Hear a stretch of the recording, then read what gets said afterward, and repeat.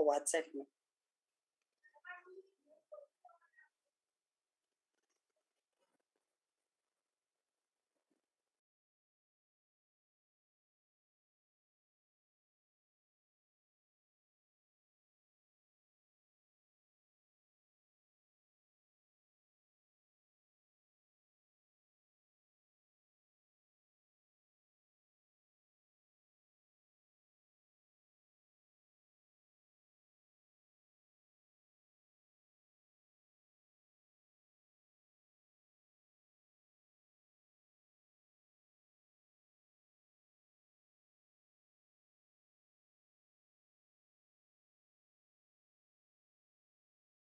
Good afternoon, Deputy Chair. Good afternoon.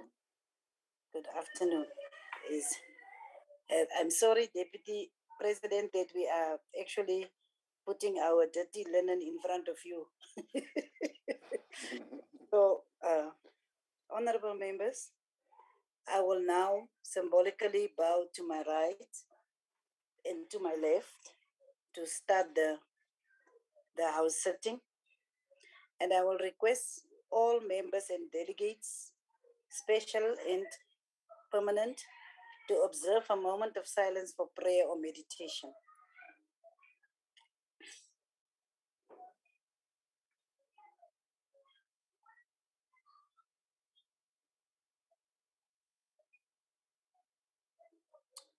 Thank you very much. Good afternoon once again. Honorable delegates, before we proceed, let me just remind you of the following. The virtual sitting constitutes the sitting of the National Council of Provinces, and the place of the sitting is deemed to be Cape Town, where the seat of the National Council of Provinces is. Delegates in the virtual sitting enjoy the same powers and privileges that apply in a sitting of the National Council of Provinces. For purposes of the quorum, all delegates who are logged on to the virtual platform shall be considered present. Always switch on your videos when you are speaking and ensure that your Recording in microphones progress.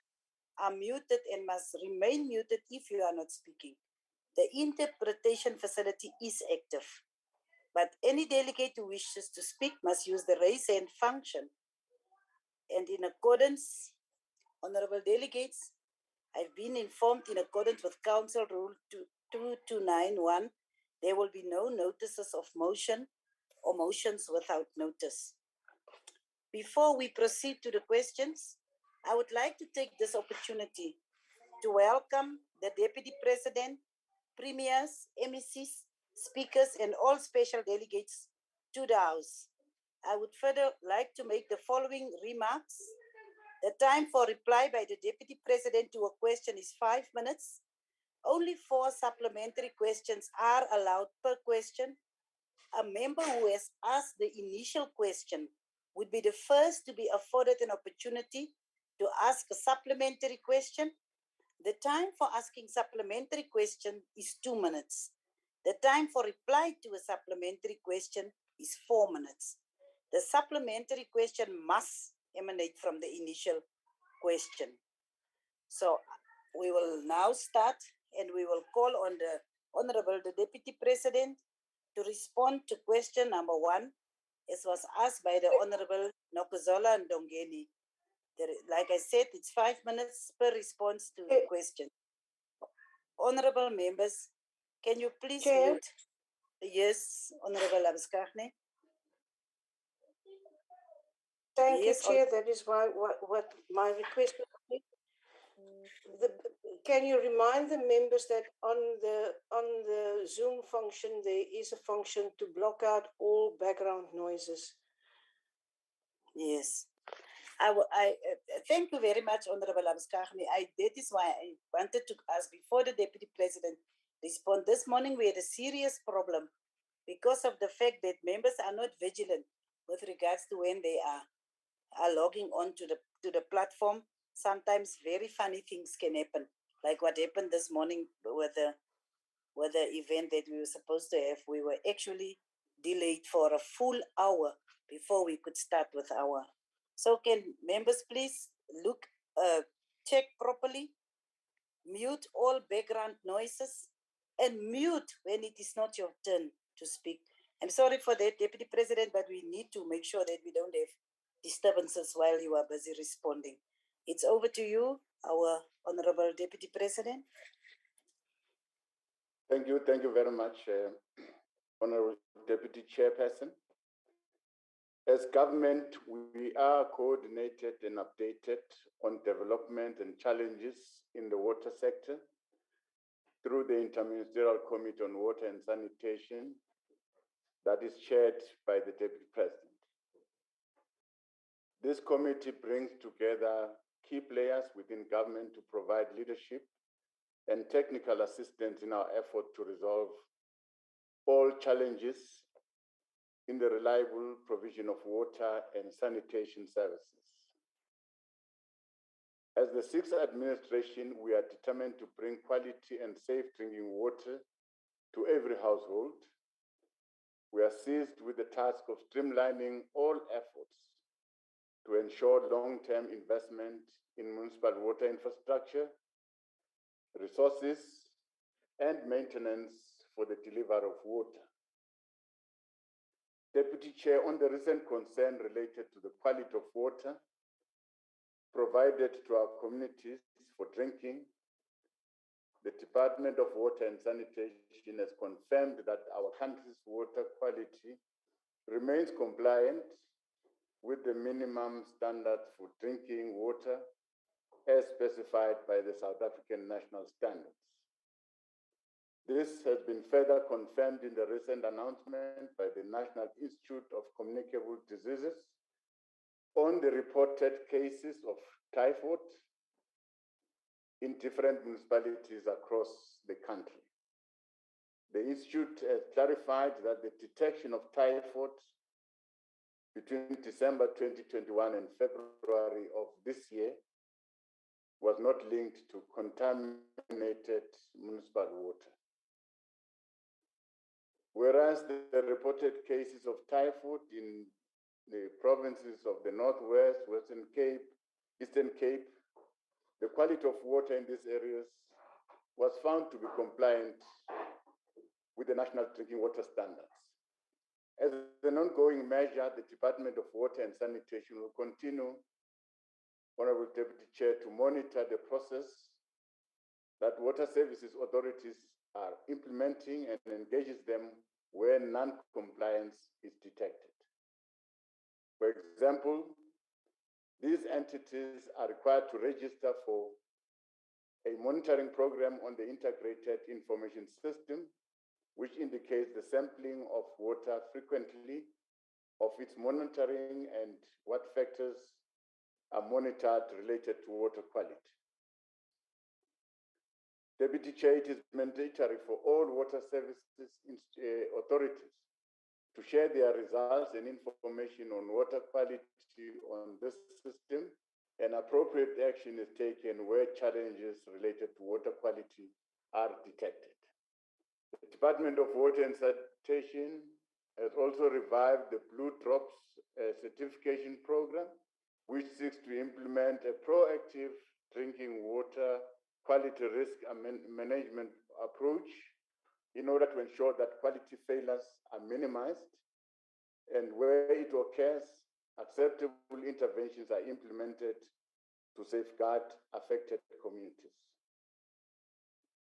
We want to take this opportunity, Deputy Chair, to urge municipalities to continue to ensuring that our country's drinking water remains compliant to the set standards, whilst also frustrating the effort of improving the levels of access to water to our communities.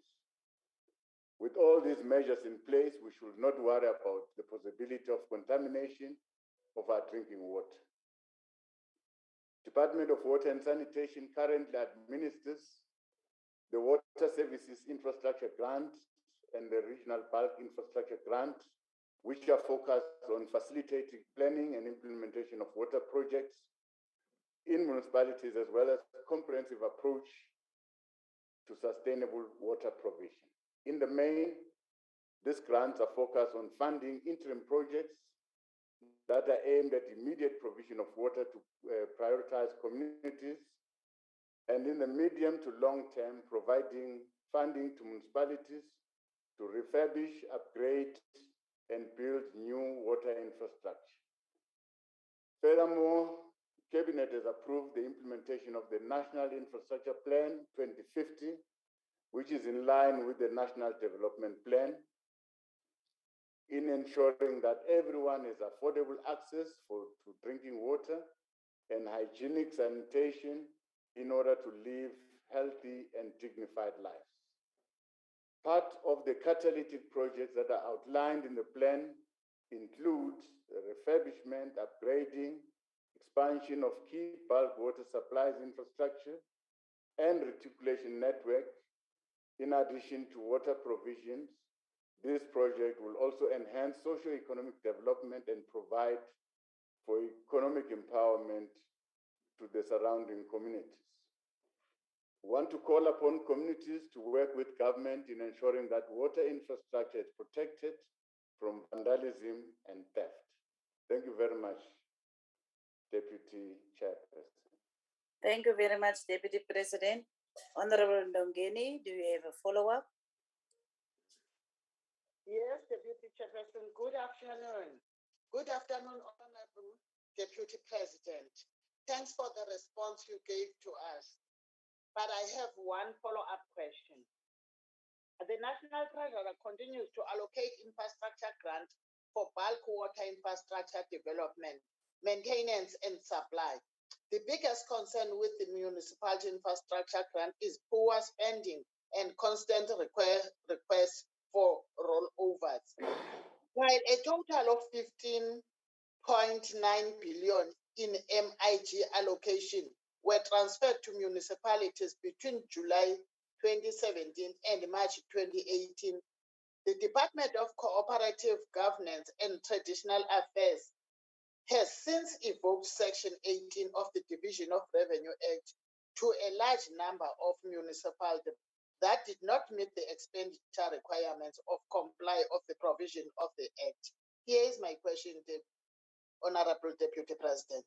Are there measures in place to support municipality on the spending of grants that are geared towards water infrastructure, given the necessity and agents to respond to the growing needs of quality bulk water supply to communities across the country? Thank you, Deputy Chair. Thank you, Deputy President. Thank you, Deputy Chair. The problem of underspending and not delivering on performance plans, to our take, is a function of lack of capacity in most of our municipalities. So as government, nationally, we are empowered through Section 62 and 63 of the Water Services Act to intervene in municipalities where monitoring of municipal water and sanitation services by the Department of Water and Sanitation indicates failure to adhere to national norms and standards, subject to Section 139 of the Constitution. In the recent Cabinet Lekgotla in January, we identified a number of challenges that are affecting a lot of municipalities, as well as the lack of rapid response to emergency situations, such as sewer spillage and residential areas. Now, all these challenges, we are prepared to resolve them together with municipalities, observing the intergovernmental relations as provided for in our Constitution. We prepare to support municipalities in terms of ensuring that the water boards that are supposed to do certain functions do these functions timelessly without failure. Like I've said, COCTA is currently working on the intergovernmental monitoring support and intervention bill to address some of these challenges so that we don't delay in terms of our response. Thank you very much. Thank you, Deputy President. The next follow-up will be from Honorable Brotteset.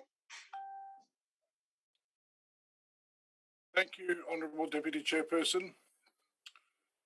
Honourable Deputy President, recently the Water and Sanitation Department revealed that every single one of South Africa's major water and sanitation projects currently under construction have missed their initial deadlines.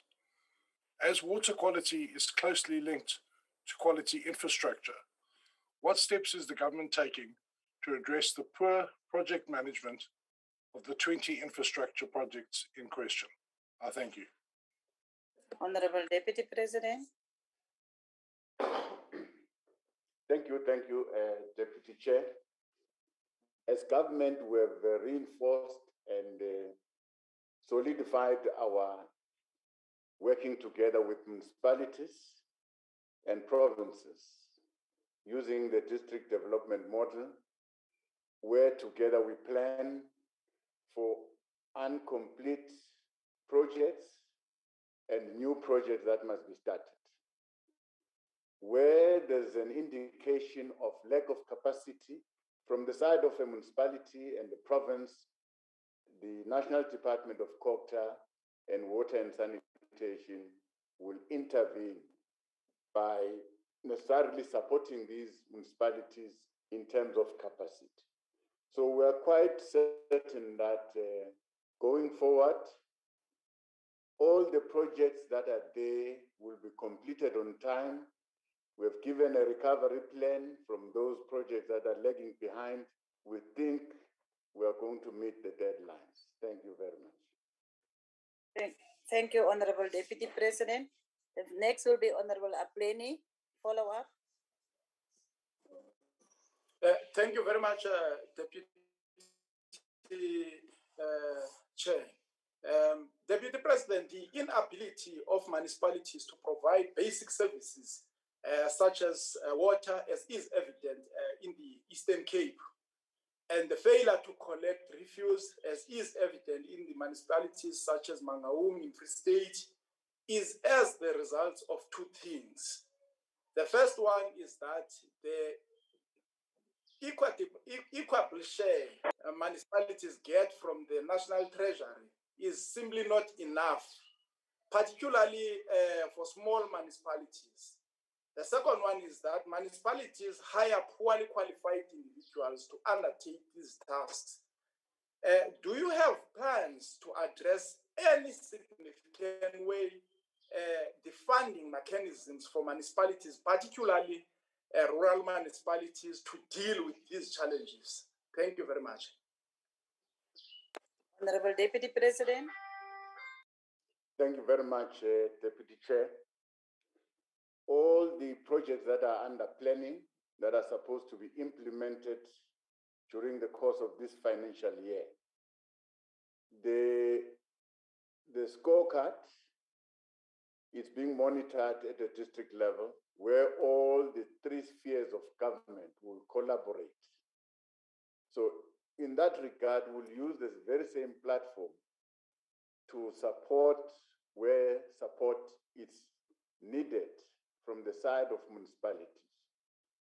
I'm talking about in cases where there's a lack of appropriate qualified people that should help to implement these projects. As national government, we stand ready to support municipalities. I don't think, therefore, Honourable Member, that the grant that we're giving to municipalities is not enough. In a number of instances, the grant is being utilized for other things other than what it is intended for. So we're ensuring that all the grants that are given to municipalities are used for the specified task, that is water and infrastructure. Now, municipalities should also augment this grant by charging for the services that they render to communities. For instance, communities are paying for water so that municipalities can manage their infrastructure and repair damages. So maintenance and the appointment of qualified people can be utilized from the money, the revenue that they collect from the communities, and use the infrastructure grant to expand and put new infrastructure where necessary. So it's a question of utilizing this grant appropriately and servicing the communities appropriately so that you can get the revenue required. Thank you very much. Thank you, Honorable Deputy President. The next follow-up will be from Honorable Khadebe.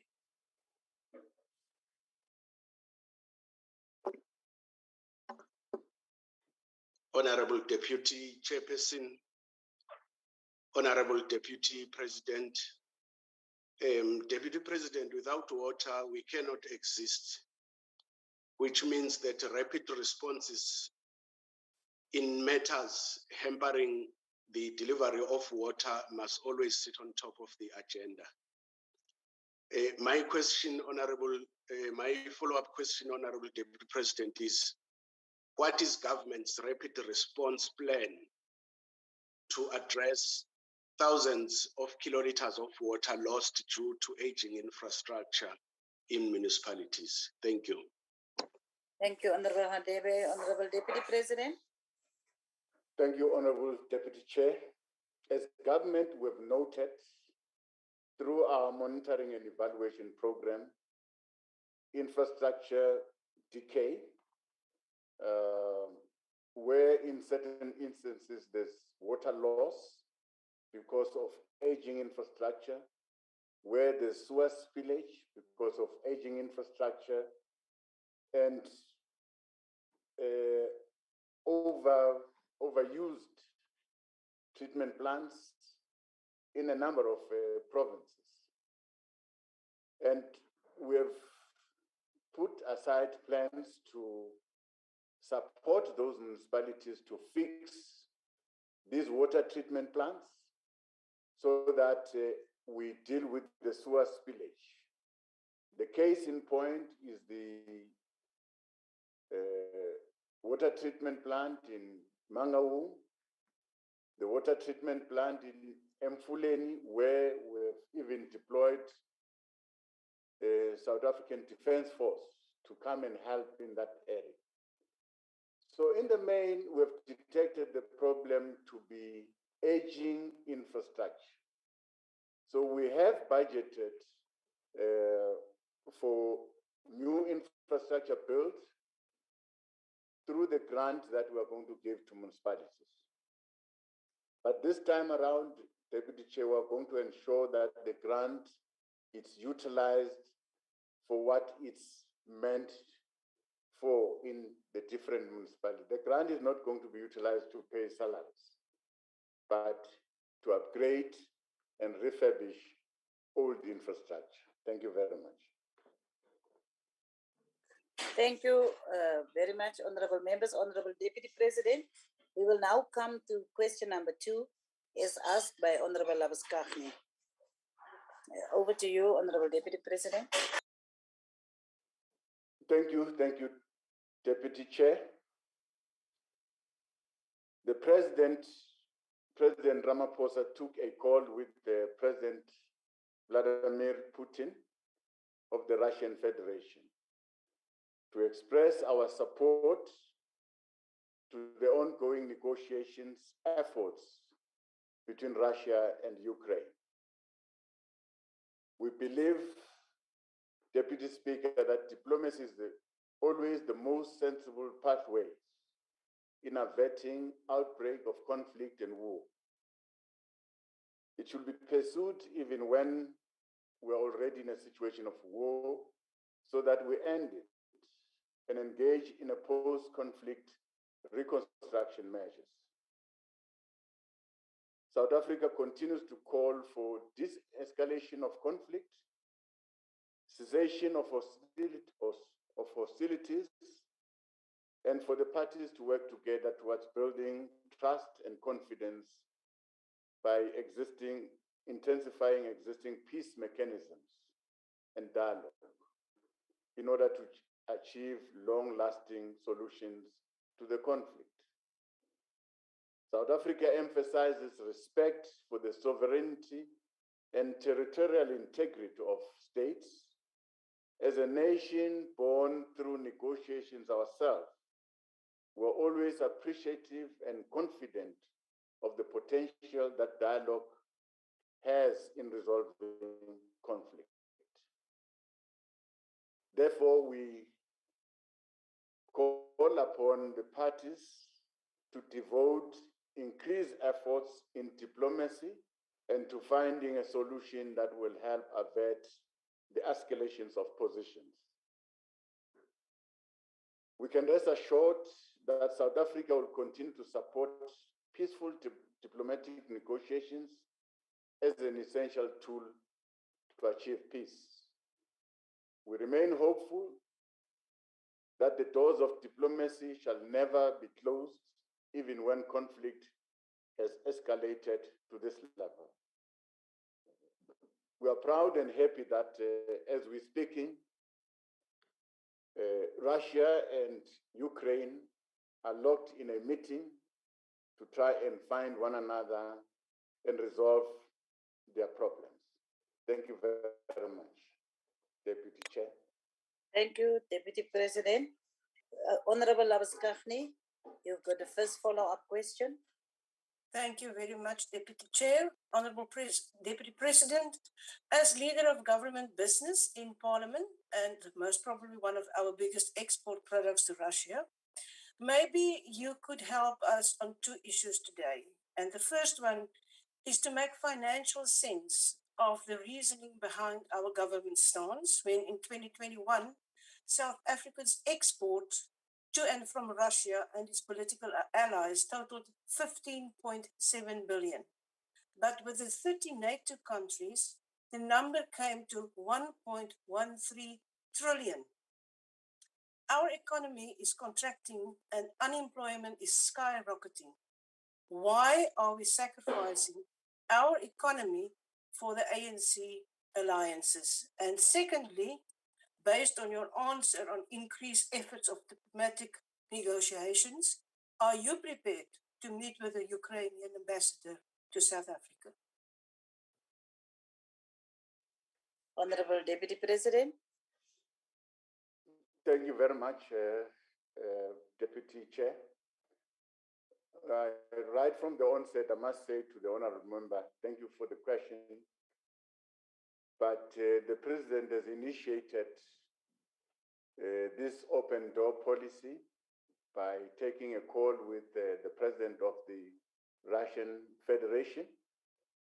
And I'm sure the President will continue to meet the President of Ukraine, allow a discussion, because we want to re-emphasize the underlying principle of our foreign policy and our foreign relations.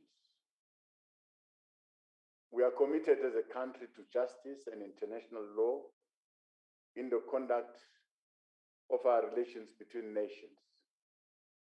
We are committed to international peace and to internationally agreed upon mechanisms that will resolve conflict.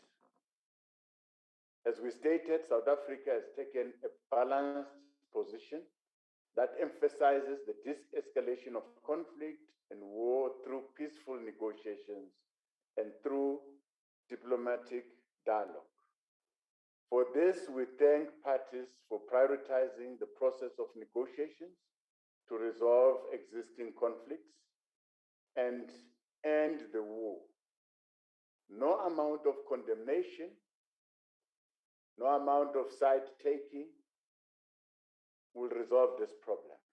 Diplomacy remains the key tool at our disposal, all of us, to end the war and to persuade parties that are involved to deliver peace and stability. Thank you very much. Thank you, Honorable Deputy President. Honorable Moimang, we have the next follow-up question.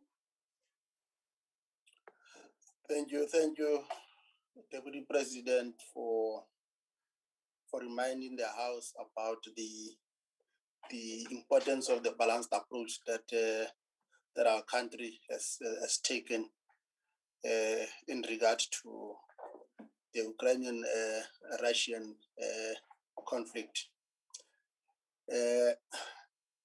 Deputy President, the South Africa as a country remains indebted to the role that the non-aligned movement has played historically in our struggle against injustice and apartheid. And that is the reason why we believe that as a country we continue to embrace the principle of non-aligned and non-alignment in discharging our historic role and responsibilities to resolve global conflict. And this approach of non-alignment remains relevant in dealing with the current conflict between Russia and Ukraine because it provides us with an opportunity to reaffirm our objectives, which mainly is crafted around revitalizing our position as a country in the global politics, but more than that, to ensure that we occupy our rightful positions in the developing countries and the world. But more than that, we see our position in the global politics as promoting our relationship with the regional integration, but more than that, to ensure that as a country, our relationship with the developing world is quite important. Now, my question, President, is what is the view of the Deputy President to my firm view that there is no contradiction between our continued call for mediation and peaceful resolutions and the principles of non-aligned? Thank you, Deputy President. Honorable Deputy President. Thank you, Deputy Chair. And thanks for the follow-up question. There is absolutely, Deputy Chair, no contradiction in the position that we've stated, because we believe that diplomacy is always the most sensible pathway in averting conflict and war. Even when we're already in a war situation, diplomacy should not be neglected as a means towards peace and stability. Conflict and war, honorable members, can stunt growth, can inhibit development. It will always breed discontent, and it is a recipe for further disaster. At the receiving end of any conflict, it's always the ordinary people, mostly women and children, that bear the brunt of the pain and disruption of their lives. Many countries in the continent, honorable members will remember, have gone through many conflicts. South Africa is one case in point, where a nation born out of a conflict, and we chose a negotiated settlement, which has proven to be the best and long-lasting solution to our problems. As we stand today, we still continue talking about our problems. Some are not resolved, but the door of dialogue engagement remains widely open. Thank you very much. Thank you, Honorable Deputy President. Honorable Dutoy, you are the next follow-up. Thank you, Honorable Deputy Chair. Deputy President, it's common knowledge that you yourself and the ANC has historical ties with Russia. President Ramaphosa was reportedly unhappy with the Minister Naledi Pandor's strong statement calling Russia to withdraw their troops from the Ukraine. Honorable Mabuza, you and the presidency continue to support Russia, or stay neutral, as you call it. even if the possibility exists that Western and NATO countries might impose sanctions against South Africa on that view? Will you continue to hold this stance, even if the possibility exists that sanctions might be imposed against South Africa, thus placing the stance of the ANC above that of the country? Thank you, Deputy Chair. Honorable Deputy President. Thank you very much. I think we must clarify one position, that the leader of government is the president. And in any foreign matters, the president would be the rightful person to guide the country. And I think we support the statement made by the president that we will prefer mediation, dialogue as the best way to achieve peace, sustainable peace. Yes, we've got strong relations with the then Soviet Union, the now Russian Federation. We are cooperating together in the platform called BRICS. That does not mean that we are blind to the situation that is obtaining now between the conflict that has arisen between Russia and Ukraine. In that conflict, we are calling for mediation, we are calling for diplomacy. We have not decided to take any side, and we don't want to go to historical challenges that has developed to date that is at the center of the conflict. It will never help anyone either to blame Russia or to blame NATO. The best sensible way is to resolve through dialogue the conflict that is there between the two countries. So we'll continue to urge countries, our international relations policy, our South African stand on mediation, on diplomacy. We'll continue to push it until we achieve peace. Because as a country, we're also born out of conflict. Thank you. Thank you, Honorable Deputy President. The next follow-up will be from Honorable Arnolds. Honorable Arnolds. Thank you, Deputy Chairperson.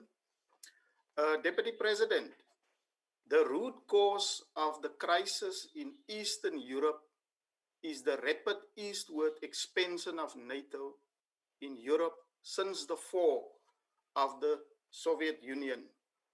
NATO is a war instrument used by the United States to unsettle nations and bully others into submission. Russia is correct to feel concerned that having American missiles in Ukraine in the form of NATO would be a threat to their national security. Why has the attention been on Russia defending its sovereignty rather than the insatiable appetite for expansion demonstrated by NATO over the past 2 decades? What is your government's position on the eastward expansion of NATO? Thank you. Honorable Deputy President. Thank you very much. I think, as you have said,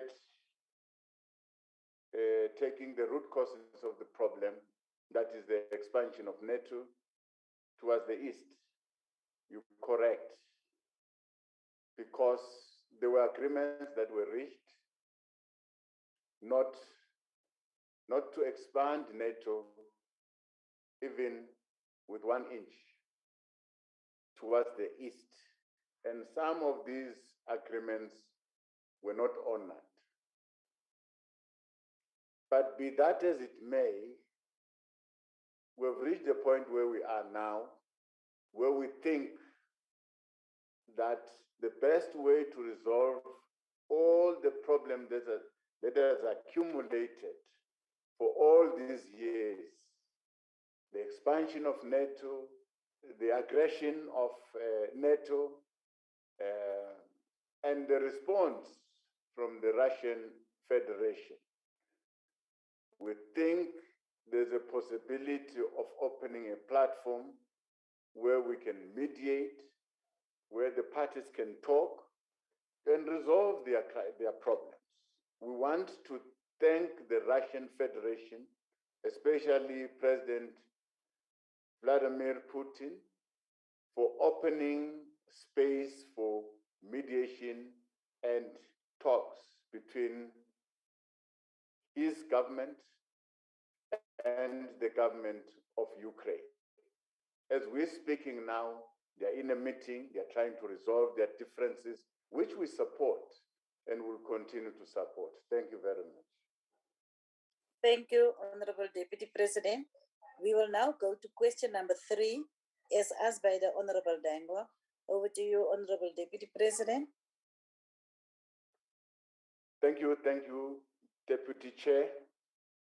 Our immigration system is grappling with the implementation of stringent measures to deal with the influx of undocumented foreign nationals into our country who ultimately compete with our citizens over the limited resources in order to survive. This competition, Honorable Deputy Chair, often leads to tensions, which we see in most and some of the communities, which then manifest in different forms of campaigns and actions that in the main have negative undertones.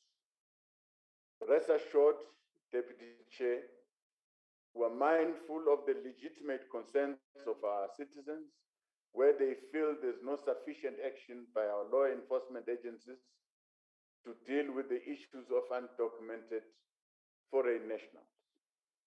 This is why we have now established a border management agency to attend to the existing porous borders and ensure that we improve the situation.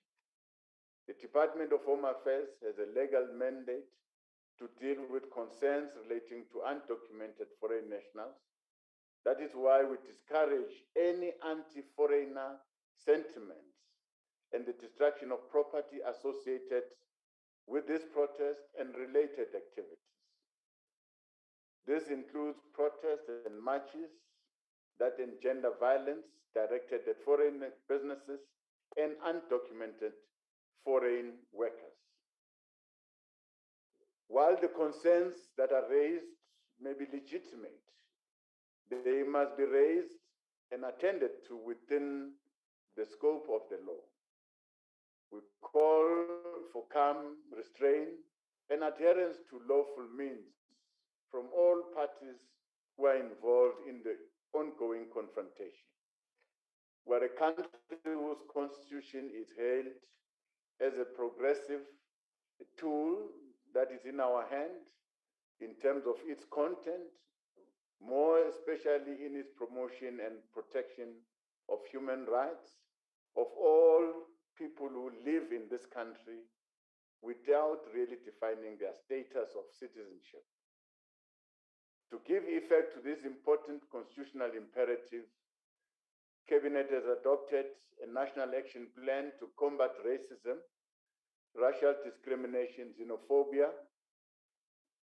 and related intolerances in March 2019. Among other things, National Action Plan is aimed at facilitating humane and dignified approach to managing migrants, refugees, and asylum seekers. Under the banner of the National Action Plan to combat racism, racial discrimination, xenophobia, and related intolerance, the Department of Justice and Constitutional Development, in partnership with relevant stakeholders such as Anti-Racism Network of South Africa is conducting social mobilization campaigns to address racism, racial discrimination, xenophobia, and other intolerances amongst society. The Department of Home Affairs conducts its law enforcement activities in full compliance within the applicable human rights standards. Furthermore, the department has, in terms of the Immigration Act, developed capacity and systems to track, trace, and repatriate all undocumented migrants who might have entered South Africa illegally. To this end, the Rapid Response Task Team has been established with the sole task of developing rapid response mechanisms. This will be linked to early warning systems and will collate incidents of racist, xenophobic offenses that are reported to the law enforcement agencies. This information will assist to follow up on cases that have gone through our National Prosecuting Authority for prosecution, including judicial outcomes. Of course, we are concerned about the recent increase of criminal activities involving foreign nationals, Deputy Chair, especially in the Gauteng province. This includes the recent cash in transit heist that took place in Rosenville, in which 9 people died and several others were injured. Most of these people that were involved in that cash in transit heist were foreign nationals. The plans of these lawbreakers were foiled as a result of the intelligence-driven campaigns by law enforcement agencies. We must, at this point, salute the work of our law enforcement agencies in the successful execution of that operation. This continues across the country as a strong fight against criminals. For crime is crime, irrespective of the nationality of the perpetrator. Minister of Police has advised that members of the Public Order Policing Unit are currently deployed in Alexander Township in Gauteng province in order to assist with crime prevention interventions and to contain the spread of attacks on foreign-owned businesses. Community policing strategy also provides for police to work with communities to address threats to peace, to stability, and including acts of xenophobic attacks on foreign nationals. We thus encourage cooperation between concerned community members and law enforcement agencies in ensuring that all issues raised are resolved peacefully and within the confines of the law. We must, as South Africans, abide by the values and behavior patterns that will make us break our hurtful and damaging past and keep our moral compass focused on the path of renewal and growth. Thank you very much, Deputy Chairperson. Thank you, Deputy President. Honorable Dango, your follow-up, please.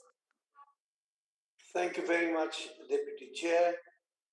Honorable Deputy President, we welcome the interventions that you have highlighted, especially those that are geared towards finding a lasting solution to the increasing concern about our porous borders and ensuring that the issue of the large number of undocumented immigrants does not lead to uncontrolled levels of lawlessness and Afrophobia. The issue of cross-border crime, especially in provinces such as Gauteng, KwaZulu-Natal, Free State, and Limpopo, has demonstrated an urgent need to allocate more resources to crime prevention and monitoring measures and proper resourcing of border management. Beyond the Border Management Authority, are there any plans to ensure the proper resourcing of border management and intelligence-driven initiatives like the ones that we saw in Rosenville to ensure the protection of communities from cross-border crimes? I thank you very much. Thank you, Honorable Dangor, Honorable Deputy President. Thank you, Deputy Chair. The issue of cross-border crime, especially affecting communities along the borders, crime such as car theft, stock theft, just to name a few. These are of great concern to the state, and this matter is receiving priority attention from the Justice, Crime Prevention and Security Cluster.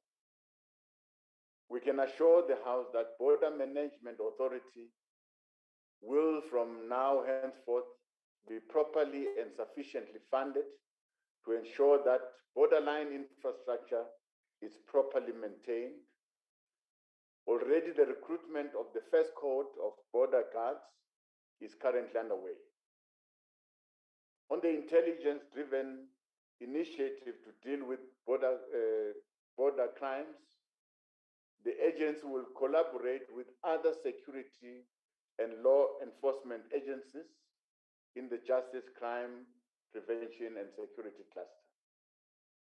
The Department of Employment and Labor also developed a national labor migration policy, which is aimed to achieve a balance in the following major areas: to introduce maximum quotas on the total number of documented foreign nationals with work permits, work visas that can be employed in major economic sectors in our country, such as agriculture, hospitality and tourism, and construction. The national labor migration policy will be complemented by small business interventions and enforcement of a list of undesirable sectors where foreign nationals cannot be allocated business visas. Amendment to the Small Business Act will limit foreign nationals establishing small businesses and trading in some sectors of our economy. Government will continue to impose various obligations on both employers and the foreign national to transfer skills to locals, and permits will be limited to specific durations and time for foreign nationals who are here on work permits. Thank you very much. Thank you, Honorable Deputy President. Honorable Hadebe. Honorable Deputy Chairperson, my follow-up question to the Honorable Deputy President is, the IFP has, in response to the social mobilization against undocumented persons, proposed a bill that seeks to protect jobs for South Africans and put South Africans first.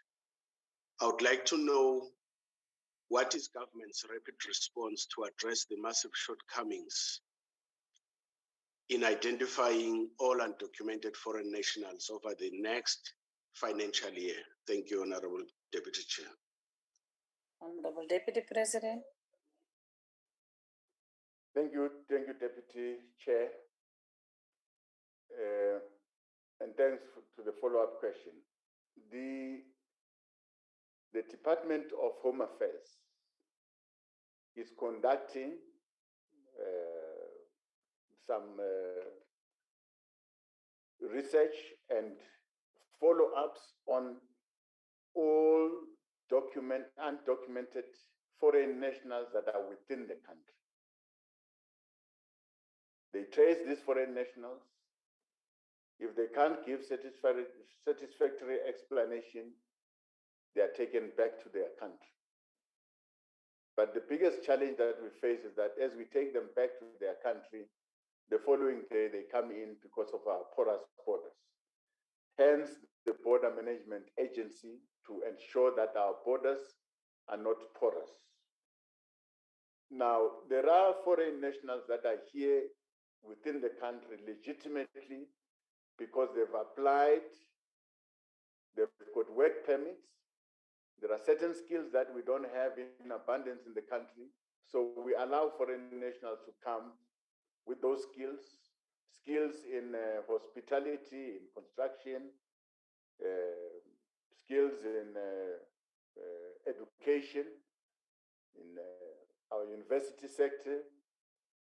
So those foreign nationals are allowed to be in the country for a specified period, and they are also allowed to renew their permits if they so wish, and government still feel we're still running short of those skills. So we think the Border Management Agency will help a lot to stabilize the movement of people, undocumented people, in and out of our borders, and ensure that we limit the crime that is happening in our borders, affecting communities that are located within those borders. Thank you very much. Thank you, Honorable Deputy President. Honorable Mutamai, you have the next follow-up.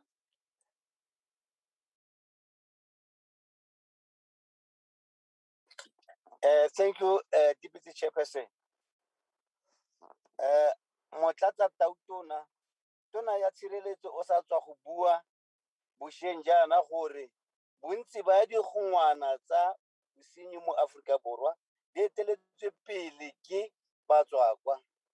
A o ka netefatsa se kgotsa Tona ya Tshireletso o ne a tlaopa fa e le gore Tona ya Tshireletso o ne a bua boammaaruri go pala eng jaanong go lwantsha le go fedisa digongwana tse tsa bosenyi? A diakgelo tse ga se di tlhotlheletso tsa bosemorafe jo bo aparetseng naga ya rona ya Aforika Borwa? Ke a leboga, Motlatsa. Over to you, Honorable Deputy President. Honorable Deputy Chair, I'm not in a good space here because I don't have any interpretation facilities. So I have not heard the question exactly. I don't know how I can be assisted. Deputy Chairperson, I'm rising on a point of order. Advocate, can the table assist, please? What is your point of order? What is your point of order, Honorable Mokause?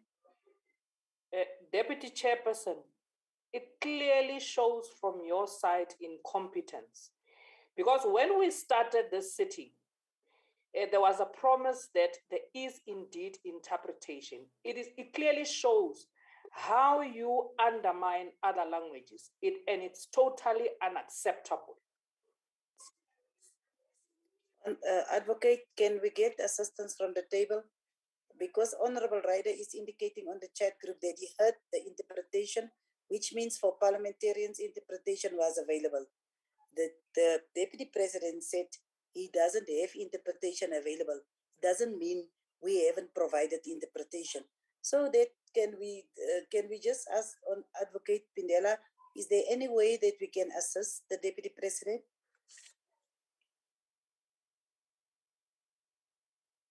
Deputy Chair, I will just find out. Perhaps we can have the interpretation switched on so that then the interpreter can interpret to the benefit of the Deputy President. Whilst we are waiting for that to take place, I will ask Honorable Boshoff now to ask a follow-up, and we will come back to the question of Honorable Mutsamai. Thank you very much, Deputy Chair, and good afternoon to the Deputy President. Deputy President, xenophobia has broken out at least 8 times in South Africa over the past 10 years, with reprisal attacks in Zambia and Namibia. Political parties are feeding the flames, and now we have seen the rise of nationalist groups, particularly in Gauteng. At the heart of the undocumented foreigner debate is a dysfunctional, corrupt, and broken Home Affairs Department, presided over by Minister Aaron Motsoaledi. Deputy President, will you support the DA's vote of no confidence in the cabinet to get rid of underperformers, like Minister Motsoaledi, for the sake of our country and the sake of the people living in our country. Thank you, Deputy Chair. I don't know, is it still the same question? Or was this just used as a starting point? But I don't know, is it still the same question? So, Honorable Deputy President, you can decide whether it is still the same question. Well, thanks, Deputy Chair. We must re-emphasize the fact that, yes, our borders are porous, hence the development of the Border Management Agency. This is an agency that will incorporate all our law enforcement departments and agencies to take care of our border management. And we're going to strengthen the infrastructure on the borders to ensure that these borders are not porous. Because, remember, the problem that we're facing, it's porous borders. You take undocumented foreign nationals back to their countries, and the following week they are back using the same porous borders. So the best way is to ensure that we strengthen our border management and ensure that we strengthen the infrastructure, which is currently happening. And I'm very happy about the work that the Minister of Home Affairs is doing. Instead, let us focus on the problem, not on the person. From where we're sitting, Minister Motsoaledi is doing the best he can to improve. The implementation of the Border Management Agency came under his leadership, and he's implementing it. We're going to have border guards. We're going to have improved infrastructure in our borders to ensure that people who have been taken back to their home don't come back again. So I'm quite confident about the measures that we have put in place to ensure that we limit these cross-border crimes and limit our porous borders. Thank you very much. Thank you, Honorable Deputy President. Before we move on, can we get whether there is the question of Honorable Mtsamai is available now? Advocate? Can the interpreter just put it on the system?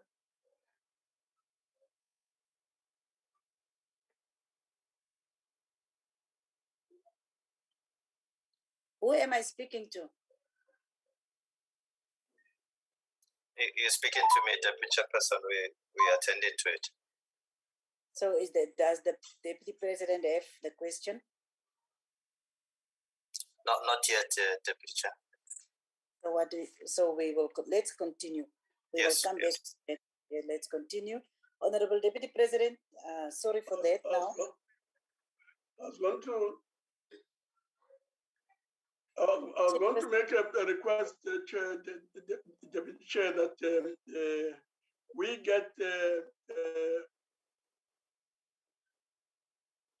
the question. Advocate Pindela as the South Sutu speaker to just translate the question so that the President can deal with the matter. Thanks. There is a proposal from the chairperson. Chairperson, in any case, can you take over after this, please? There is a proposal from the chairperson. Advocate Pindela, is it fine with you to assist us to get that question over and done with? Yeah, the chairperson will get the interpreter to deal with the question. Can the interpreter please, since yes. The chairperson proposed, let us not move from there. Can the interpreter please then assist us now? Because after this, we will give over to the chairperson to preside over the proceedings further. Deputy Chair, may we request that Honorable Mutsamai repeat the question? Honorable Mutsamai, if you don't mind, can you please repeat the question?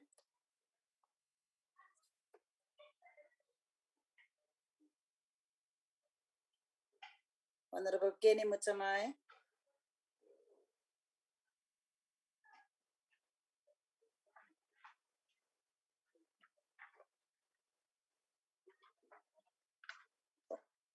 Is Honorable Mutsamai still on the platform?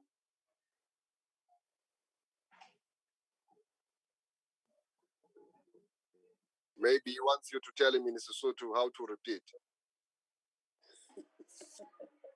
That is exactly what I'm talking about, Chairperson, how members of this council undermine other languages and you are simply endorsing it. Honorable Mokausa, you are not allowed to speak and no.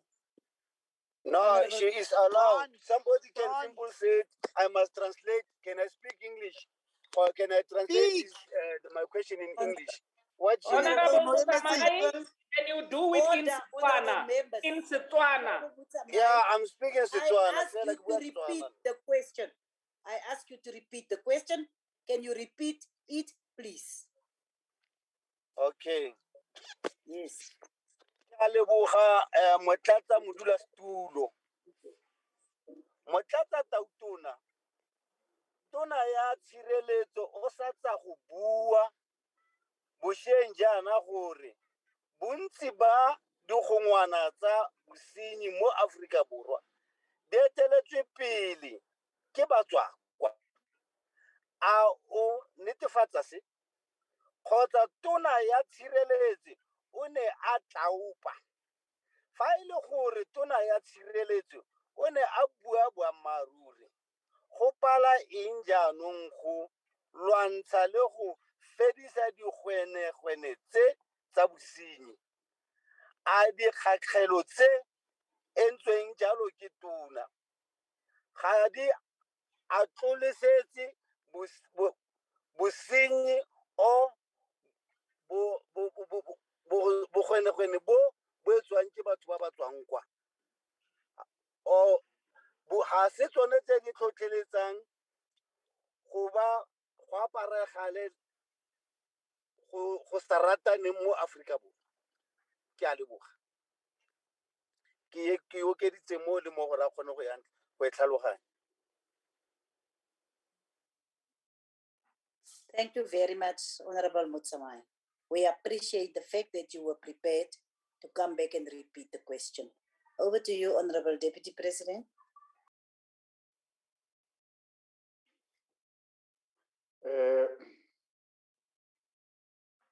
Honorable Deputy Chair, the question has been repeated in the same language. And on my side, there's no interpretation. Thank you, Honorable Deputy President. We take that. I will just broadly tell the Deputy President what the question was. Apparently, the Defense Minister indicated that most of the crimes in South Africa that is taking place, it's done by foreign nationals. So what are government doing about, or is it not necessarily the correct statement that was made by the Defense Minister? That is, in a nutshell, the question. No, it's not that. You are wrong. You are wrong now. You are wrong. How we need. You're right, Chair. Thank you very much. Deputy Chairperson. No, Deputy President. That is your question. That is not our question. Get the interpretation to interpret to the Deputy President. The Deputy President on his side cannot hear the interpreter. That is what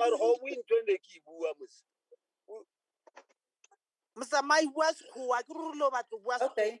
So interpreter,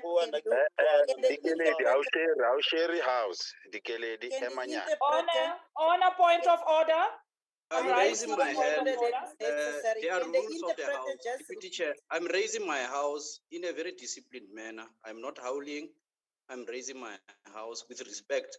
that the deputy chair should be allowed to chair the proceedings. Because there is no order. If I'm allowed, point of order. There is no point of order. I'm asking Advocate Pindela, you wanted to say? Advocate? Deputy Chairperson, yeah, Deputy Chairperson, the question broadly is as follows. The minister recently stated that criminal syndicates are led by foreign nationals. Was the minister speculating? If so, why not resolve this matter? Are these statements not encouraging xenophobia in the country? Thank you, Advocate. Honorable Deputy President, we are at last at the question. Yeah, thank you. I want Thank you. to apologize for the ruckus that went on there. Continue. Thank you, Deputy Order, Chair. Well, order, understand Chairperson. and, Wait, Honorable Deputy Chairperson, on a point of order. And the order is? You are not going to come here and call us names in the sitting of I the called council. no one a name. We've got But every right to you are correct out of order. you. Must stop being upfront. Stop being upfront for the languages that you don't understand. Order. It is Honorable not our Bakau problem said, that there's no and you don't have to interpretation shout. yet. You don't have to shout. You don't have to Talking shout. to you. You don't have to shout. So I will please allow us to continue with the meeting, and we will request the Deputy President to respond. thank you very much, Deputy Chairperson. Well, we respect the assertion by the minister, because from where the minister is sitting, he can tell, or she can tell, from looking at all the crimes that are committed, that most of the crimes indicates that foreign nationals are involved. But as government, we want to say crime, it's a crime, irregardless of who is committing the crime. So the law enforcement agencies, their duty is to arrest people who are committing crime. So the Department of Home Affairs, their duty is to ensure that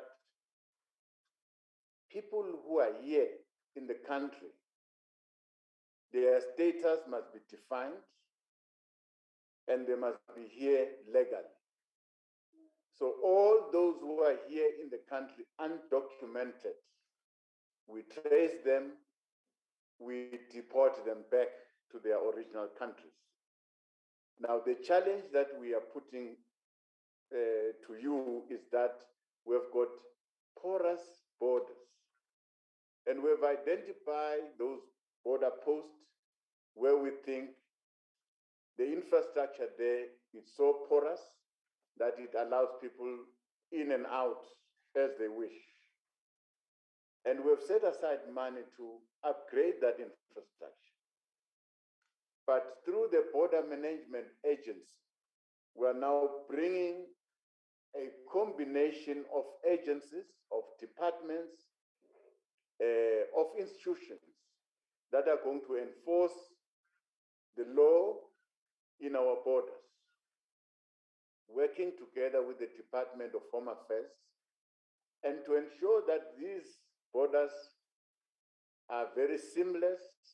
People don't spend days and days trying to cross the border because of our inability to process them quickly. So that is going to be addressed by this Border Management Agency with all the relevant departments and the countries in which we are sharing this border with. So that problem is going to be dealt with. Again, the cross-border crimes, stock theft, car theft, the Department of Police is dealing with those crimes, and we are arresting people that are involved, because in the main, even communities in those border areas are affected. Thank you very much. Thank you, Honorable Deputy President. We will now give to you to respond to question number 4 by the Honorable Mokause, and then the chairperson will take over from here. Thank you very much. Thank you very much, Deputy Chairperson. Most of the claims lodged that were without conflict have been settled. The Commission is analyzing all outstanding claims in order to develop a project plan on how to settle them with immediate effect. There are various consultations between the Commission and the land owners to determine those who are willing to sell their properties and those that are disrupting the validity and disputing the validity of the claims.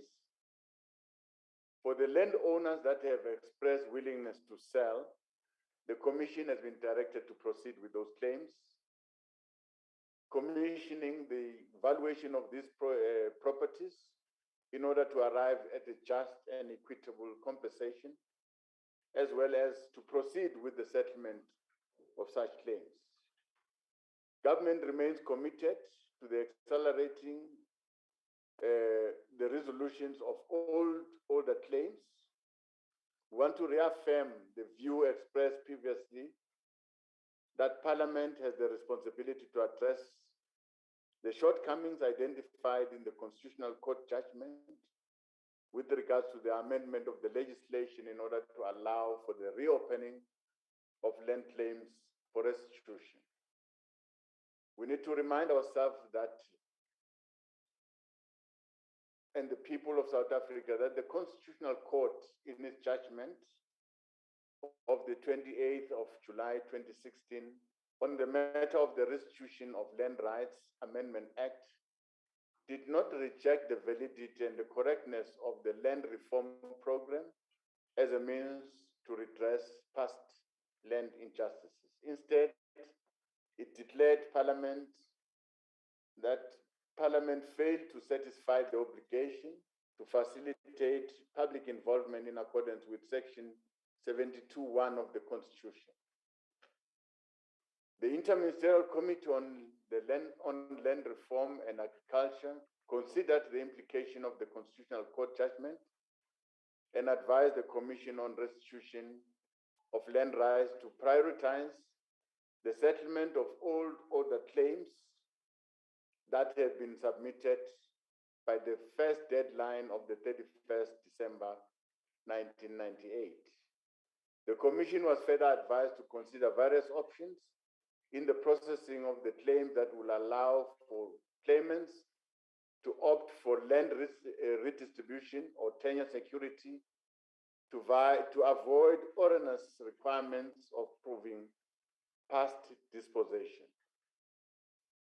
To support this process, government is prioritizing the resolution of administrative hurdles and all challenges that are contributing to the slow pace of our land reform progress. Among others, these include the need to strengthen capacity and streamline research and verification process, making provision for additional human resource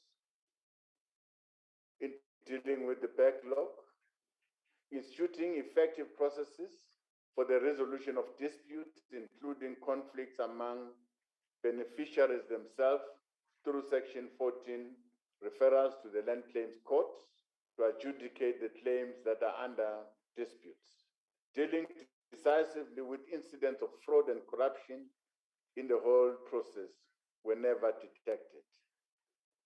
Of the total 6,907 outstanding land claims, the provinces with the bulk claims are KwaZulu-Natal with 2,234 cases, Mpumalanga 1,596 cases, Limpopo 1,406, Eastern Cape 662. Notwithstanding progress in the fast tracking of these cases, the reality is that the current fiscal condition poses some limitation on our ability to move with the necessary speed. The independent financial forecasting projected that approximately 65 billion will be required to settle all outstanding older claims within a period of 5 years. It will therefore be difficult to forecast for the 383 new order claims, as the Commission has not conducted any analysis because of the court order. Nevertheless, we'll continue to support the work of the Commission with the necessary resources available to fast-track the settlement of the outstanding claims. Thank you, Chairperson. Thank you very much, Deputy President. We will now proceed to the first follow-up question from Honorable Zanda Mela. Chairperson, it's Mukause. Oh, okay. Please proceed, Mukause.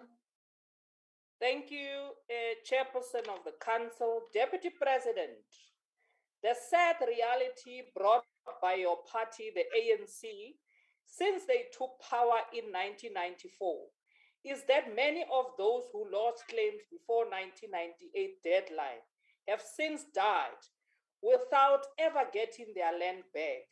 A clear sign, Deputy President, of counter-revolutionary and that of a party at war with the black majority of South Africa.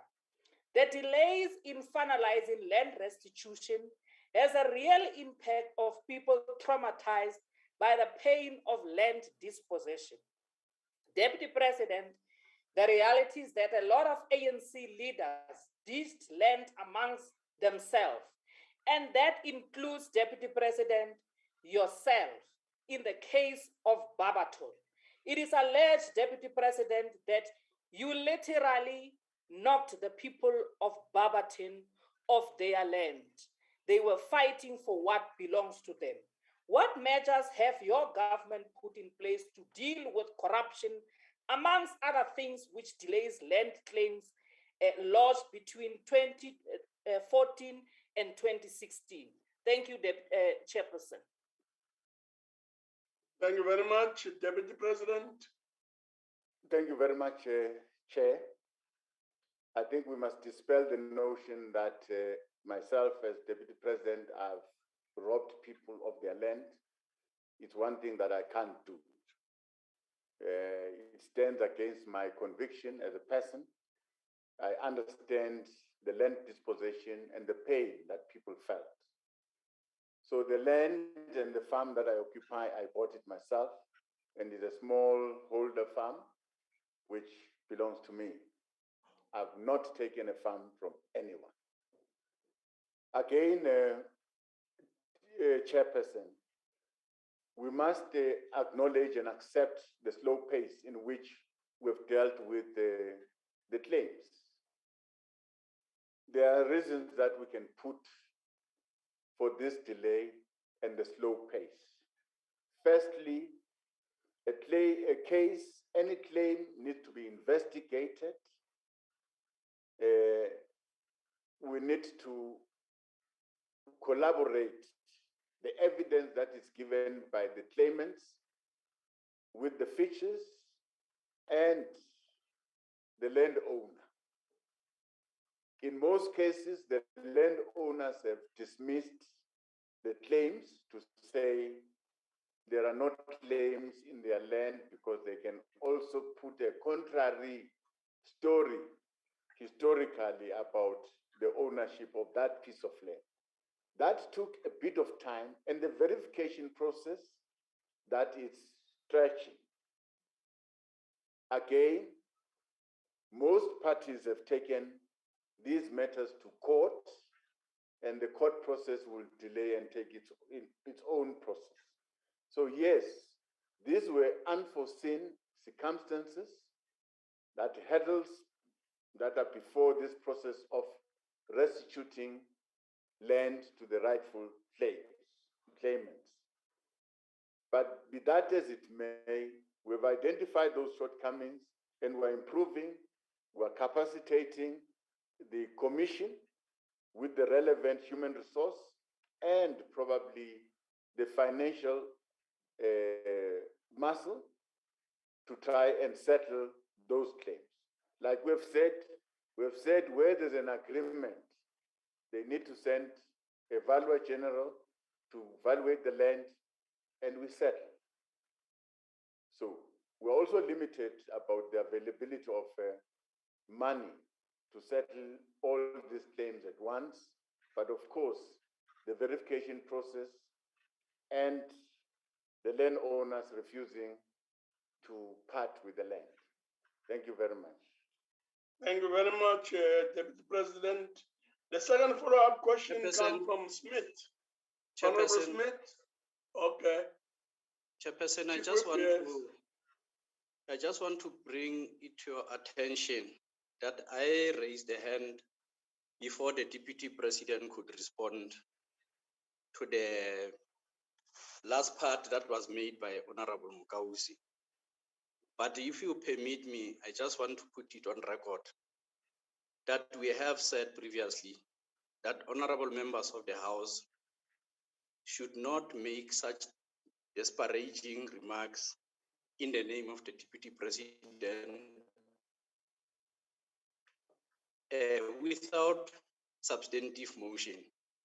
The Deputy President has responded to the issue, but when we started in the House, dealt with the rules workshop, all of us, is to contribute to the integrity of the House and the process of responding to questions or any other matter that is tabled in the debates of the House. Thank you, Chair. Thank you very much, Chairperson, on a point we will have we'll have to move on. On order, yeah, but Chair. what's the point of order, Mkos? Chairperson, the EFF has got no obligation whatsoever to treat corrupt ANC leaders with soft gloves. So whatever we say here, on a point of order, Chairperson. ANC leaders are corrupt. On a point of order, Chair. Yes. You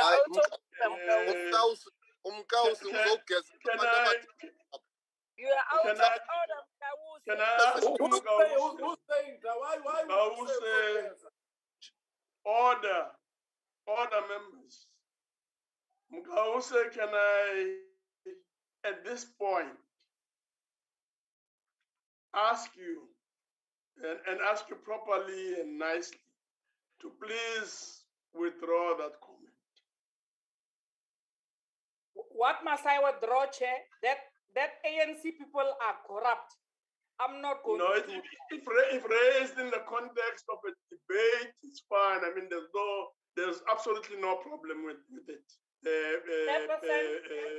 But I think that we must stop being insensitive.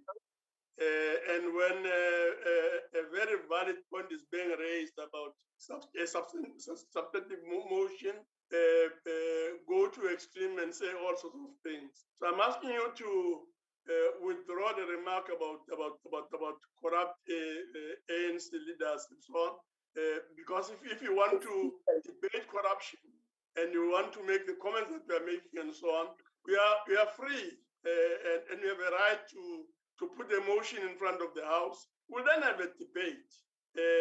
But the remark that we've just made now, I think it's not in keeping with the type of atmosphere and conduct that is expected, especially in relation to the dignity of the House. So I'm asking you to withdraw the remark. Chairperson, thank you very much. Chair, the country South Africa, it is where it is today because of corruption of the ANC leaders. Ordinary people are without water, sanitation, and housing. That is corruption that has actually been spread by the ANC leaders. I'm not withdrawing anything. ANC leaders are corrupt, and that's it. I'm giving a warning, and if you don't want to withdraw, I'll ask you to very soon to leave. But what is wrong about stating facts? I'm not giving an opportunity to speak. Why are you speaking, member? I've not said you should speak. Can I speak, Chairperson? No, you are rude. You are not speaking. Raise your hand. Ngause, I will withdraw your remark. Chairperson is also speaking. You are not saying anything. Ngause, you are the only one I'm allowing to speak. Yeah, please proceed. Yes. Chairperson, Yes, ANC leaders are corrupt. We are where we are.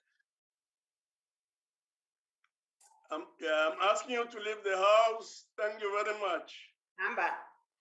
I'm now ordering to leave the house. Thank you very much. We will now proceed.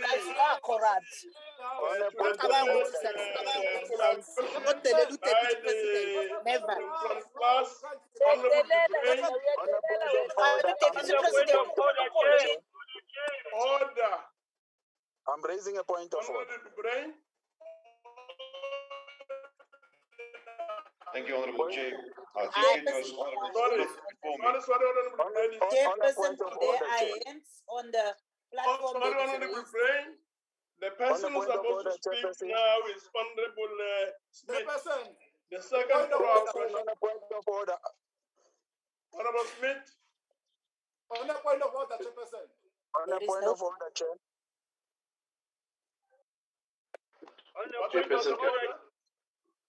Chairperson, we are raising a point of order. Yes, what's the point of order? Yes, thank you, Chairperson. Why is Honorable Makause being removed from the House?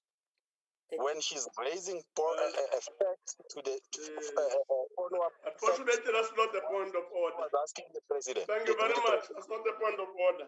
On a point of order. But Chairperson, you are abusing power. The second follow-up question. But Chairperson, you are abusing power. Honorable Smith. Chairperson, on a point of order. Chairperson, it's very difficult to speak when a lot of people are speaking over me. Please proceed. Chairperson, right. Sorry, let me just get my question. Please proceed. Yes, I'm continuing, Chair.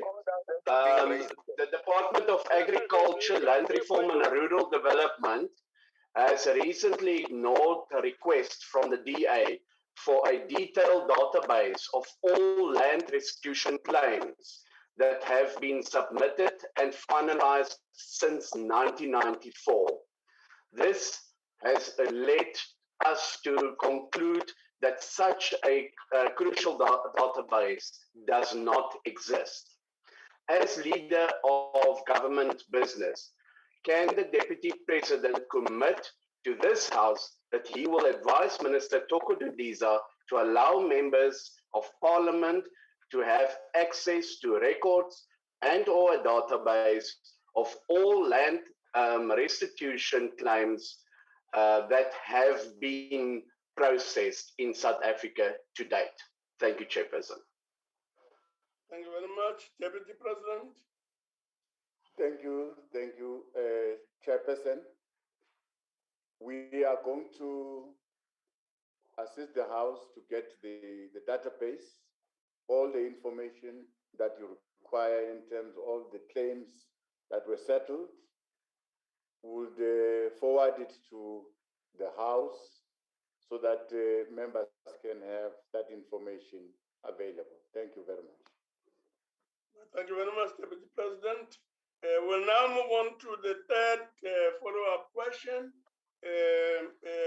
Honorable Debray. Thank you, Honorable Chair. Honorable Deputy President, other than the validity of the land claims, does the relevant departments take into account the ability of claimants of land restitution to productively make use of the land to help ensure food security and economic growth? And if so, how will the department assist these claimants to successfully utilize the land after they received it in a sustainable manner for the foreseeable future in the best interest of all South Africans? Thank you. Thank you very much, Deputy President. Thank you very much, Chairperson. I think this is a valid concern. It has been raised many times with government to say all the people that have benefited land has been restituted to them, redistributed to them. They don't have the ability to till the land and to ensure that the land given to them is productive.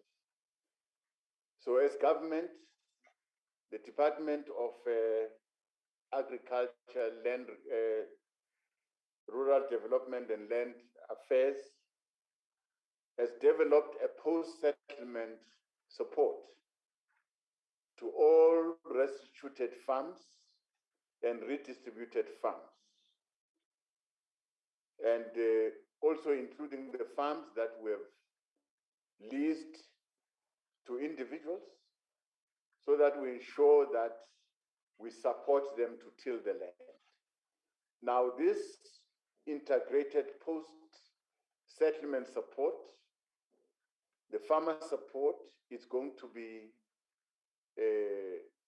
delivered at the district level, where national, provincial, and municipal councils will be part and parcel of that platform, where we give integrated support to all our farmers to till the land. Thank you very much. Thank you very much, Deputy President. The fourth follow-up question is from Honorable Mushodi. Honorable Mushodi. Thanks very much, Honorable Chairperson, and thank you, Honorable Deputy President, for your response to the question. Honorable Deputy President, I am sure that you will concede that land claims by its nature involves conflict, negotiation, and sometimes tedious and non-legal battles. In this light, Honorable Deputy President, to what extent are the set time frames and cost estimation realistic, and is there a plan by the executive to regularly update Parliament on progress on the matter? Thank you very much, Honorable Chair, Honorable President Kialeboa. Honorable President, Deputy President. Thank you, Chairperson. Yes, Chair, the Interministerial Committee on Land Reform and the department will continue to provide progress updates on the matter. As highlighted in our response, Chair, there is a need on our side to strengthen our capacity to accelerate the finalization of all outstanding claims. The Commission on Restitution of Land Rights has developed a backlog reduction strategy to ensure that government accelerate all outstanding claims that were lodged before the 31st of December 1998. Of course, Chair, the reality is that the current fiscal constraints are posing a serious limitation on our ability to move with the necessary speed. It has been projected that almost 65 billion will be required to settle all outstanding claims. But we are prepared to update the House on an ongoing basis in terms of the cost, because the cost is not static, and the progress that we're making. We're also committing ourselves that all settled claims, the people who have been given land in terms of the restitution program, people who have been given land through the redistribution program, that information will be available for members to peruse it. Thank you very much. Thank you very much, Deputy President. The next question is question 5. Question 5 is on moral regeneration movement. And the question is from Honorable Nana and is directed to the Deputy President. Deputy President.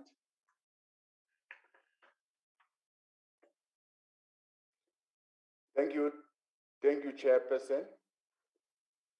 The moral regeneration movement continues to do its best in implementing a range of programs in support of broader social agenda in our country. This movement exists to contribute in building communities grounded on positive values and to ensure that we rededicate ourselves in building a caring society in pursuit of lasting peace and prosperity in our country. We should always be mindful that moral regeneration extends beyond one entity. It is a societal obligation to all of us. Therefore, the question should not just be what the moral regeneration movement has done. Rather, the question should focus on our individual and collective responsibility as public representatives, political parties, civil society, business, and all other sectors of society in trying to rekindle the moral fabric of our society, given the history of where we come from as a country. As government leading a country with a fractured past and divergent views on the path ahead, we recognize the important force of moral regeneration in pursuit of nation building and social cohesion. These ideals are informed by some elements perpetuated by the past apartheid system that we seek to undo.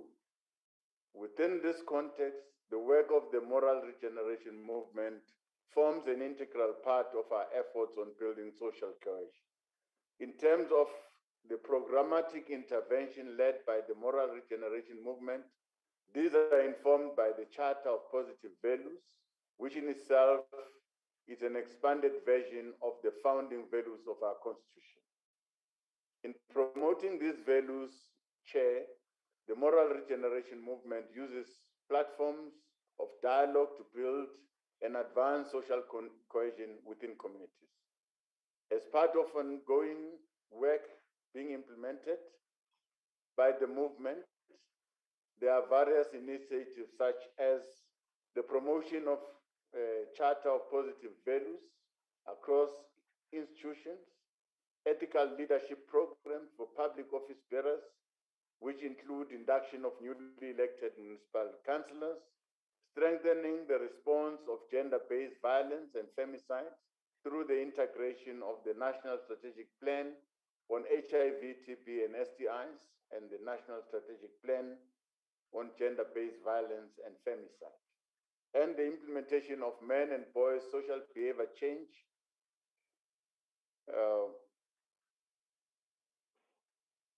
in partnership with the men's sector of the South African National AIDS Council and the Department of Social Development.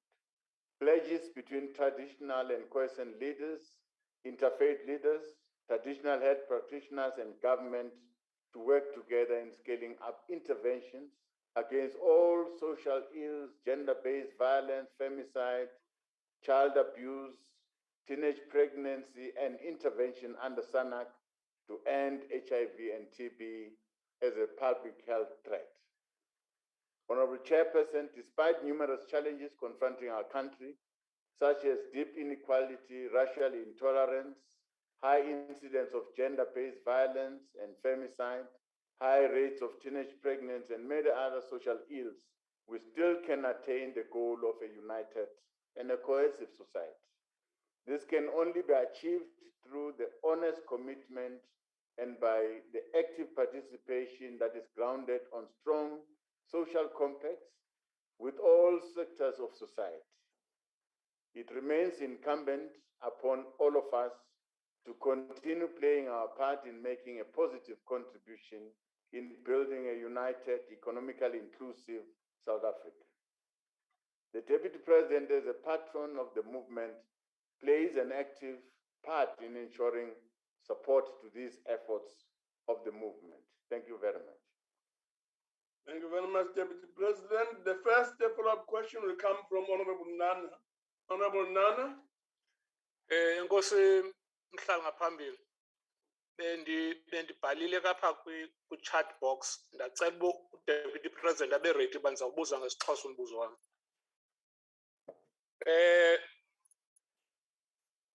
Sekela Mongameli kuyandikhwanqisa kundothusa kodwa ke ndinethemba loba mhlawumbi umbuzo wokuqala bendikubuza wona okokuba out of 10 i-movement le ungayinika iskoro esithini na?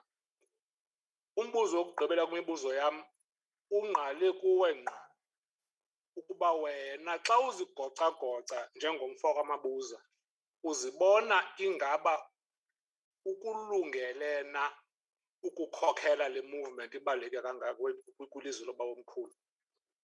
Ndiyathemba ke xa undiphendula Sekela Mongameli mhlawumbi uzawunyathela kwezo ndawo. Umbuzo wam wokugqibela ke sihlalo we-NCOP kuSekela Mongameli uchaphazela umcimbi wolwaphulo-mthetho kwilizwe lobawomkhulu. Ngenene ulwaphulo-mthetho lugcwele indawo yonke kweli lizwe. Ingaba wena njengomgcini okanye njengenxili yale ntshukumo ibaluleke kangaka uyaluthatha na uxanduva lwazo zonke izinto ezifedileyo ebekumele uba zenziwa yile ntshukumo? Enkosi. Thank you very much, Honorable Nana, Deputy President. Thank you very much, Honorable Chairperson. I'm sure I've heard the question. Nami ngizawuzamuphendula nje, ngizawufaka isiXhosa nesiZulu. Ukuthi cha, imisebenzi yonke esiyenzayo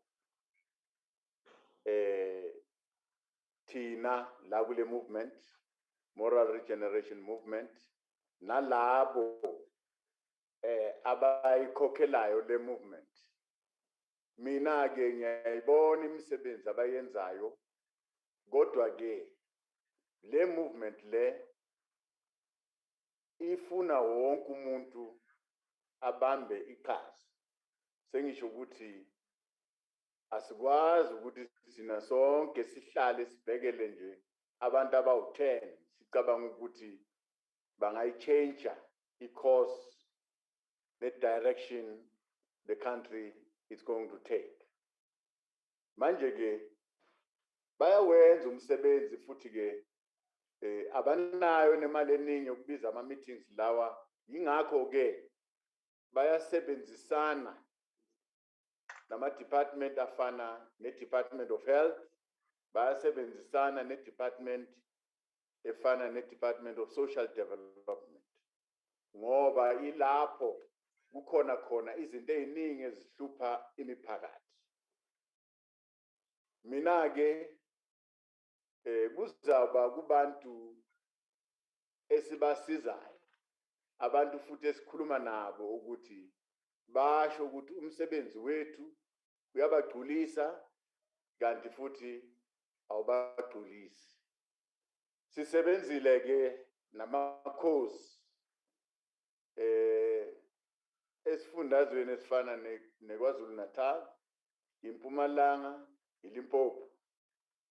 Lapha sibe khona nemihlangano namakhosi, sibe khona nemihlangano nabaholi bezenkolo, futhi ke nemihlangano nalabo abaholi abalapha ngokwendabuko. Sikhulumisene namadoda esicabanga ukuthi kufanele size ukulwisana nokuhlukunyezeka kwamalungelo abantu besifazane nabantwana. Sikhulumisene namadoda nabaholi bezendabuko bezenkolo ngokukhulela kwabantwana. Yingakho nje sithi thina ukuthi silwisane nazo zonke iy'nkinga ezihlupha umphakathi wakithi, kuyodinga thina sonke sibambane, sikhulume futhi ngezwi linye ukuthi lapho sibona kunento engathi ihlupha ithikameza umphakathi, siyisukumele siyikhulume. Sibakhulumisile ke abantu abaholi bezenkolo ukuthi ngaphakathi emasontweni abangayivumeli into ukuthi kukhulela abantwana, abantu abaya lapha emasontweni banikezwe izinto banikezwe utshani bathi badla utshani baphuziswe izinto ezingekho emthethweni. Kuyilungelo labo ukuthi njengabaholi bezenkolo basukume bagxeke konke lokho okwenzeka emphakathini. Sisebenzisana kahle-ke nabo bonke. Siyasebenzisana nama-provinces. I-moral regeneration movement le isebenzisana nawo wonke ama-provinces. Inawo amagatsha kuwo wonke ama-provinces lapha bambisene nawo ukulwisana nazo zonke izinto ezihlupha imiphakathi yakithi.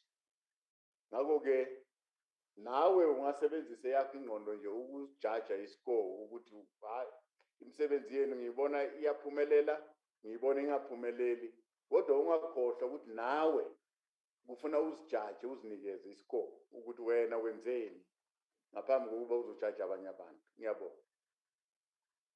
Thank you very much, Deputy President. The second follow-up question will come from Honorable Hadebe of the IFP. Honorable Hadebe. Greetings to you, Honorable Chairperson. My follow-up question to the Honorable Deputy President is, in light of the recently published report by the Judicial Commission of Inquiry into allegations of state capture, fraud and corruption in the public sector, what interventions is Cabinet making in promoting moral regeneration within the public sector to avoid the levels of state capture we have seen? Thank you, Honorable Chairperson. Thank you very much, Honorable Hadebe. Deputy President. Thank you, Honorable Chairperson. With regards to the state capture reports, the reports that have been published and even the ones that are still outstanding, the President finally will make a view and will present to Parliament on how best he's going to handle the report and its recommendations. So that is going to take its own shape, and we are going to be informed in due course. But generally, I think the essence of the question is that all of us as society, as leaders, as political parties, we must continue to condemn corruption. We must work together to prevent corruption wherever it emerges. In the three spheres of government, we must work together to prevent corruption. It is not only in the public service where we should prevent corruption, even in the private sector, because we believe that this corruption happens between the private and the public sector. Now, as we are trying to rebuild our values, positive values, our contribution to nation building, social cohesion, we must condemn all forms of corruptions that will seek to undermine the values that we so cherish as a society. We must also ensure that all those that are going against, that continue to perpetrate corruption, are successfully prosecuted. That is why we encourage all community members to report whatever kind of corruption that they may detect, that they might see, to the law enforcement agencies. It's one thing to talk about corruption in public platforms, but it's another thing to act to prevent and deal with corruption. Thank you very much. Thank you very much, Deputy President. The next question is comes from, as a follow-up question, comes from Honorable Gillian. Honorable Gillian. Thank you, Chairperson, and greetings, DP. And I need to thank the Deputy President for the answering of the questions. Now, Honorable Deputy President, among the many initiatives of the Moral Regeneration Movement, in July 2021, the Moral Regeneration Movement marked the Moral Regeneration Month, which was geared towards encouraging people to recommit to efforts of building communities grounded on positive values and rededicate themselves to building a caring society in pursuit of creating lasting peace and prosperity in the country. Because moral regeneration is a societal issue, what is the roles of families, communities, leaders, and members of all organizations to build progressive values and morality? I thank you, Deputy President. Thank you very much, Honorable Gilliam. Honorable Deputy President. Thank you very much, Honorable Chairperson. Our approach as government to moral regeneration should appreciate that the family remains an important unit for any country that aspires to develop and grow.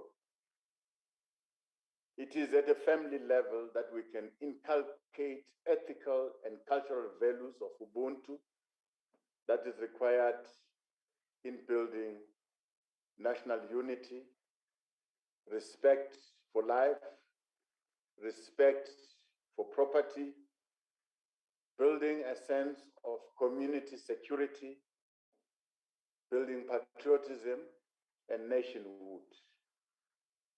It is the family that carries the primary responsibility, Honorable Chairperson, for the education, socialization of children, as well as instilling values of citizenship and belonging to a society.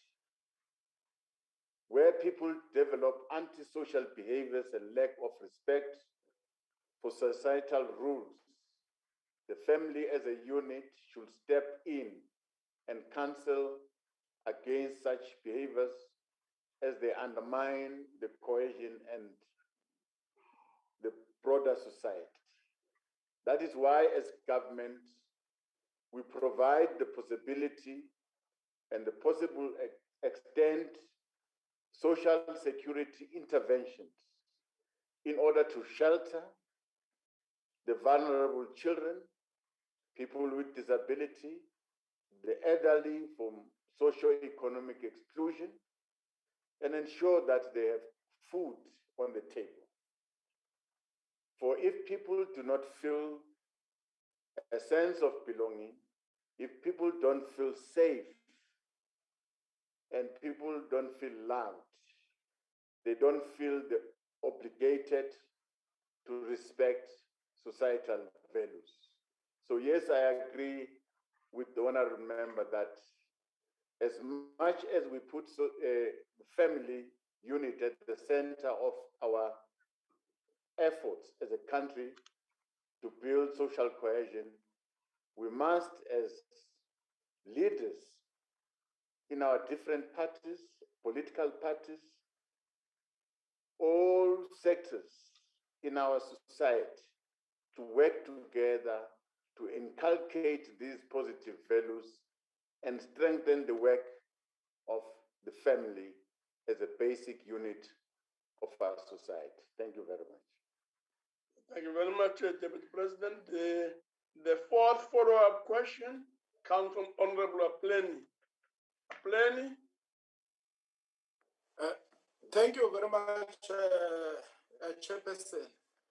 Deputy President, the governing party has been plagued by corruption and abuse of power since it assumed office in 1994. The details of this were laid bare by the Zondo Commission into the state capture which showed how deeply corruption has taken root in the ANC. Now, can the deputy president of such a party, therefore, be entrusted with carrying out the various interventions needed by the movement? Thank you very much. Thank you very much, Honorable Deputy President. Thank you very much, Honorable Chairperson. The governing party, which is leading government, the ANC, is not corrupt. It's individual leaders that are found to be in conflict with the law. And those individual leaders, as the ANC, we took a decision that we are not going to conceal their activities. Well, we are not going to protect anyone who has committed a crime, who has stolen money from the public. Now, it's a very noble stand that we have taken as the ruling party, not to protect those of our own that have done wrong, but we want to stand on the right side of the law and ensure that society is protected. So all those leaders within the governing party, within your party, honorable member, within all parties that are corrupt, they must face the mighty of the law. And we must not seek to protect them. We must not seek to shield them from the law enforcement agencies. And we must, as responsible citizens, take the necessary step and report corruption where corruption is seen, where corruption is detected. I said it's one thing to talk about corruption, and it's another thing to be seen working to eliminate corruption entirely in our society. Thank you very much. Thank you very much, Deputy President. We'll now move over and on to question number 6.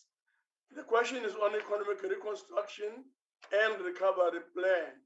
The question comes from Honorable Mtetwa and is directed to the Deputy President. Honorable Deputy President. Thank you, Honorable Chairperson. In line with the Intergovernmental Relations Framework that is implemented through the President's Coordinating Council and Mahutla, the President continues to bring all spheres of government to make South Africa a better place.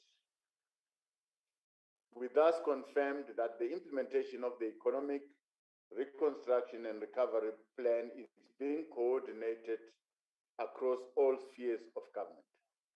At the level of the national government, the implementation of the Economic Recovery, Reconstruction and Recovery Plan is coordinated by ministerial economic sectors, investment, employment, and infrastructure development cluster to ensure uniformity and consistency in its implementation across all provinces and state-owned entities. Where gaps are identified in the implementation process, the Department of Planning and Monitoring and Evaluation has facilitated a number of engagement across government and state entities and is working with relevant stakeholders to ensure closer alignment in this regard. There are also ongoing assessment of national and provincial governments' contribution to the achievement of the plan, intervention, as well as the spatial location of projects that are outlined in the plan based on our annual performance plans of government departments. From the interactions between national, provincial governments, there is identification of areas of alignment between economic reconstruction and recovery plan priorities and provincial growth and development strategies of the different provinces. Among others, these interactions have been focused on providing clarity on 4 priority interventions of the plan, which are embarking on a massive rollout of infrastructure, rapidly expanding the country's energy generation capacity, implementing large-scale job intervention to support livelihoods, and driving industrial growth. The ongoing assessment also looks into the review of regulations that may inhibit the speedy rollout of priority programs as outlined in the plan. This seeks to review and address policy and regulatory matters to reduce cost of doing business through modernization of visa application processes, to enhance tourism and transforming the network industries, including electricity, water, transport, and digital communication. The work of reviewing policy and regulatory matters will be coordinated in partnership with provincial and local spheres of government, where implementation of developmental programs and delivery of services takes place. In this regard, the President has announced during the State of the Nation address our focus on creating an enabling environment through the creation of the Red Tape Reduction Office, which will be located in the Office of the President. Some of the tangible outcomes are interventions related to improving access to digital television broadcasting and communication services by the Department of Communication and Digital Technologies. This is on reducing the digital divide and the release of high demand spectrums that have been taken on board in provincial planning. The Department of Trade and Industry and Competition is working closely with provincial government in an effort of repurposing South Africa's manufacturing sector towards strategic location. There is a lot more work that lies ahead before we get the country to the full path of economic recovery. The recent gross domestic product results by State South Africa presents a glimmer hope, with the country's economy said to have grown by 4.9% in 2021 compared to 2020, where we saw a decrease of 6.4%. We just have to work harder and act now to reverse existential challenges we confronted prior to the COVID-19 pandemic and those that are resultant from the pandemic. Just as the economic reconstruction and recovery plan was developed by social partners through intense consultation, let us therefore continue to build on this strength of working together across all divides to defeat unemployment, poverty, and inequality. Thank you very much, Chairperson. Thank you very much, Deputy President. The first follow-up question will come from Honorable Mtetwa. Honorable Mtetwa.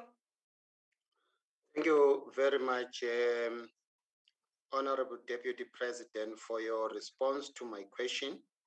Indeed, it was detailed. Are there any example of positive outcome, Deputy President, in terms of economical program based to the conditions of different spheres of government in the implementation of the economical reconstruction and recovery plan? Are there any practicalities that you can give it to us, Mongameli? Thank you very much. Thank you very much, Honorable Deputy President. Thank you, Honorable Chairperson. One example is the presidential employment stimulus that has supported close to 700,000 opportunities across a range of programs through the creation of new work opportunities, the protection of existing jobs in vulnerable sectors, and support for livelihoods. As part of the Presidential Employment Stimulus Initiative, a number of subsistence farmers have retained their productive capacity and provided much needed household for security. The rollout of these programs has been done in partnership with the Solidarity Fund, the National House of Traditional and Quiescent Leaders, and provincial departments of agriculture. About 40,000 farmers were supported through the Solidarity Fund and the Traditional House. An additional 53,000 farmers were supported through the national and provincial department-driven initiatives. As part of regulatory reform, an independent communications authority of South Africa, ICASA, has reported good news, Honorable Chairperson, on the auctioning of licenses for the state-owned controlled airwaves, and we are pleased that the process have surpassed its initial target. This will support the lowering of the cost of data, improving broadband coverage, including a broad and speed, including our rural reforms.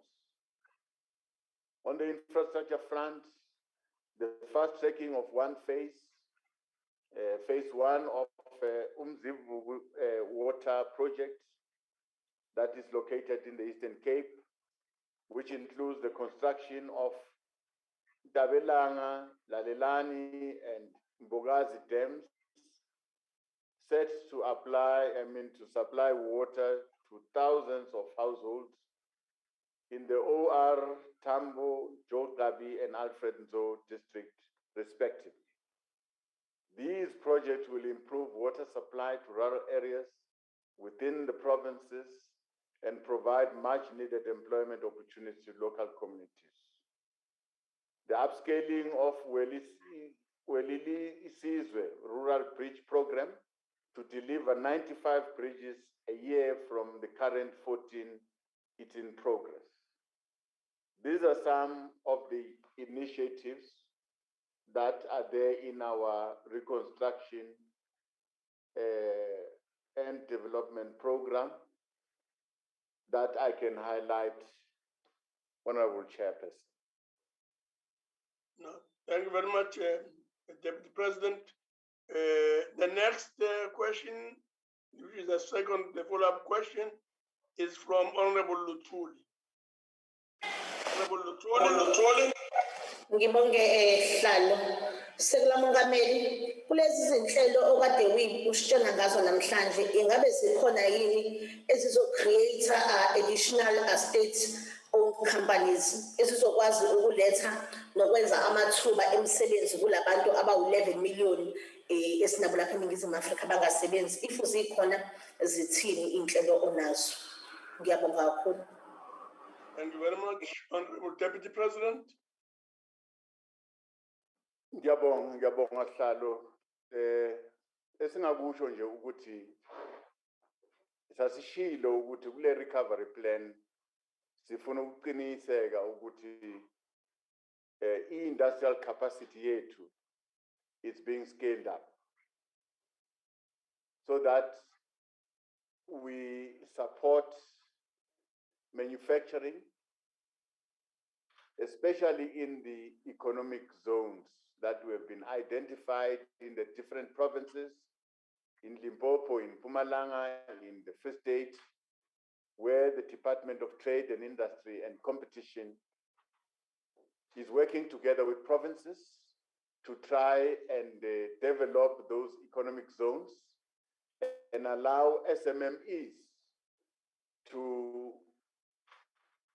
utilize that space so that they can start manufacturing different kinds of products so that they can grow their companies and grow their potential.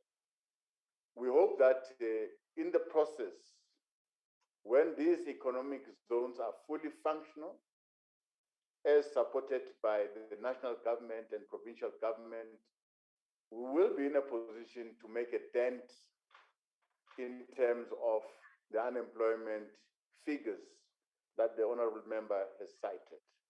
But again, we're also insisting on companies. We're giving them a grant to try and employ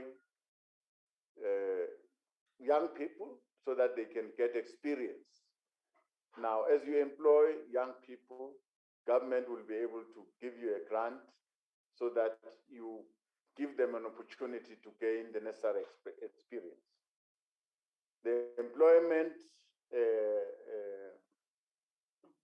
stimulus, it has worked very well because we have managed to create more than 700,000 jobs. So we're utilizing different tools and different platforms to try and address the unemployment challenge that we're facing as a country. Thank you very much. Thank you very much, Deputy President. The third follow-up question comes from Honorable Debrain. Honorable Debrain. Honorable Chair, I will handle Honorable Debrain's question. He's got connectivity issues. Okay, please proceed. Chair, thank you. Mr. Deputy President, as no economy can thrive without decent and sustainable infrastructure, how will the Economic Reconstruction and Recovery Plan address the issue of South Africans' dilapidated infrastructure, and what investments will be made in infrastructure? Thank you, Deputy President. Thank you very much, Honorable Deputy President. Thank you very much. As we have stated, Honorable Member, that Cabinet has approved the Infrastructure Investment Plan 2050, indicating a wide range of projects that are going to be undertaken. And these infrastructure projects are meant to enhance the economy, to facilitate economic development, like projects that are aimed at improving our energy generation capacity as a country, allowing also municipalities to generate. Projects that are meant to deal with our road infrastructure so that we can gain access, people can move commodities, can move their products from one point to the other. Projects like water, investment in water infrastructure so that water for industrial use and water for domestic use can easily be accessed in abundance. We are also putting more money in terms of the maintenance of infrastructure, also to accelerate movement. In our rural areas, we have identified rural roads together with the rural bridges that would enable mobility of people, whether they are going to school, whether they are going to social facilities, whether they are moving their commodities, doing business, so that there's facilitated movement of people. We think in that regard, these interventions are going to facilitate our speedy recovery and allow more and more of our people to be economically active once more again. Thank you very much. Thank you very much, Honorable Deputy President. The fourth and the last supplementary question, follow-up question, comes from Honorable Ryder. Honorable Ryder. Thank you very much, Chairperson. Deputy President, good afternoon. We told you don't really like coming to Parliament, but most of us are friendly and nice, and you can start to relax now. This is the last question for you today. Deputy President, here is the Economic Reconstruction and Redevelopment Plan. It's 38 pages long. It's not rocket science. Energy and energy security is, however, mentioned 20 times in the document. So we talk about the capable state, and yet here we find ourselves where we were experiencing load shedding again just last week. Now, I accept that Eskom is going through a restructure, but there seems to be a total lack of urgency and an underappreciation of the level of anger among South Africans. Deputy President, the impact on our economy of load shedding, especially stage 3 and higher, is profound. The original question from Honorable Mtetwa related to engaging all spheres of government around the ERRP. Now, local government uses electricity margins to cross-subsidize service delivery. So then, businesses need electricity so that they can manufacture or trade, which then allows them to pay rates and taxes, pay taxes to government, and to create jobs. Deputy President, what is being done to deal with the load shedding? And when can we expect to see tangible impact of the restructuring that's happening at Eskom? Thank you. Thank you very much, Honorable Deputy President. Thank you, Honorable Chairperson. I think the concern is well placed. We understand the hardship and the suffering our people are going through on a daily basis because of the load shedding. But we must also appreciate the attempts on the side of government to try and close that gap and probably ramp up our generation capacity. We've allowed the independent power producers to enter the space. We've allowed bid window 3, 4, 5, and all those projects are in the process of construction. Some of them have joined the grid. Some of them are giving electricity, but not enough to offset load shedding. The two power stations that are brand new, Usile and Medupi, are still having some technical glitches. They are not working as expected. And I'm sure with the passage of time, all those technical glitches will be resolved. We have also allowed municipalities to, where there's capacity to generate their own electricity. And I'm sure those efforts will take long to be realized. But we've opened the playing field wide enough to allow different players to come into the fray and assist in the generation of electricity. We've also allowed business to generate electricity up to 100 megawatts. That's very sufficient to carry along their businesses and to continue to be in production. So all those efforts are not going to be an overnight event. They are not going to necessarily give us energy by tomorrow. Of course, our aging power stations that are coal-powered, they still continue to give us problems in terms of maintenance. They are not reliable enough in terms of securing the power for the country.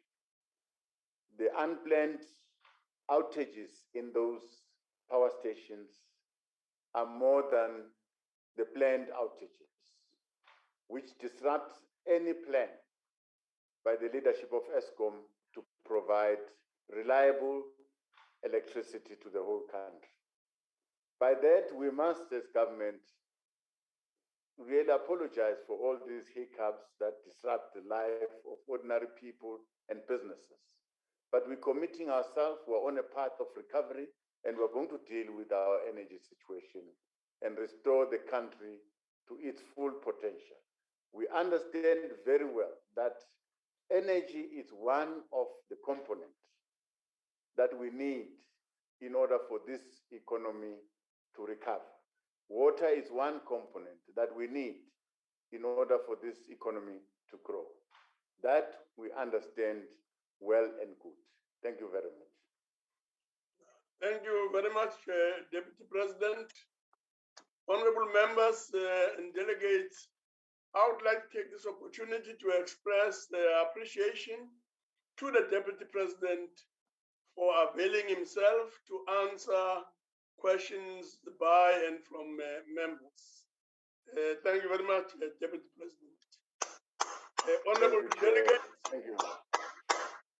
honorable delegates, that concludes the business of the day. Maybe before we depart, as a point of order, please. The House is adjourned.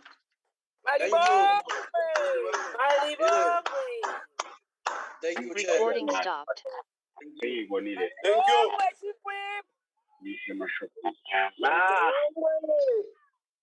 Long live the chief. Long live Chief Whip. Debonga Chairperson. Ngiyabonga. Thank you very much. Remember,